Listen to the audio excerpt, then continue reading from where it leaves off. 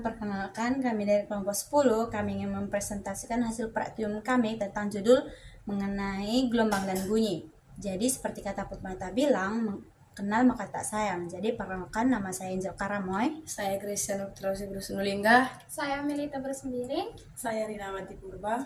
Nama saya Kejati Slonika Bersembiring. Saya Bunga Burmanuru.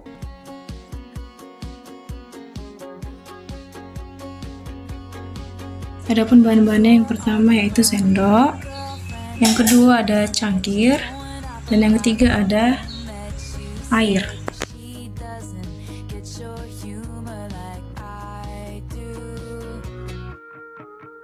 Ketuk gelas menggunakan sendok, lalu dengarkan perbedaan ketiga gelas tersebut.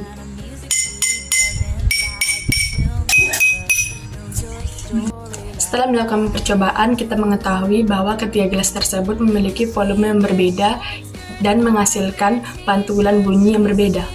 Pada gelas yang seperempat air, suaranya lebih nyaring dibanding dengan gelas yang penuh.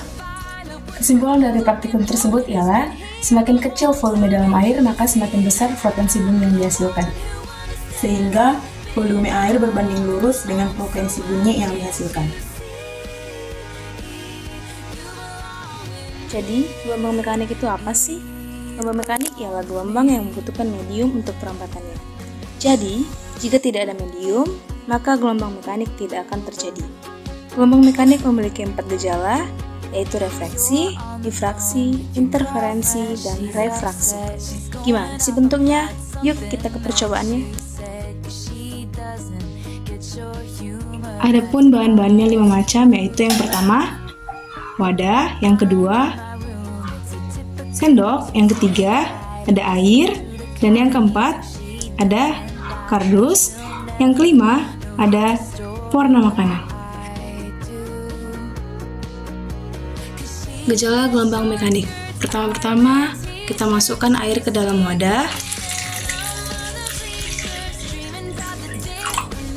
Kedua, kita siapkan pewarna makanan, lalu kita masukkan ke dalam air agar pada saat melihat gelombang supaya dapat terlihat dengan jelas. Yang pertama, refleksi atau gelombang dapat dipantulkan. Artinya, gelombang dapat dipantulkan apabila mengenai media, pantulan, atau penghalang yang keras, namun jika penghalangnya lunak, maka gelombang akan diserap dan dipantulkan. Kedua, ada difraksi atau gelombang dapat dibelokkan. Isinya, difraksi terjadi apabila muka gelombang melewati satu celah sempit. Hal ini bisa terjadi karena muka gelombang yang terpotong sehingga mengalami pembelokan. Inferensi gelombang dapat dipadukan. Destruktif tak sefase. Gelombang yang tidak sefase tidak akan menghasilkan perbatuan karena muka gelombang tidak bertemu pada fase yang bersamaan. Konstruktif sefase. Gelombang akan mengalami perpaduan karena muka gelombang bertemu pada fase yang sama. Yang keempat ada refraksi atau gelombang dapat dibiaskan. Pembiasan terjadi karena sinar yang datang dari medium tegang ke medium rapat dengan sudut tertentu akan membelok mendekati garis tegak lurus bidang batas antara udara dan air. Kesimpulan, setelah melakukan praktikum tersebut dapat disimpulkan: 1. Gelombang mekanik membutuhkan medium untuk perambatannya. 2. Semakin sempit celah karton yang digunakan, maka semakin pendek gelombang yang akan dihasilkan, begitupun sebaliknya. 3. Gelombang mekanik terjadi dalam kehidupan sehari-hari seperti gelombang air laut, gelombang suara, gelombang gempa, gelombang tali, dan lainnya.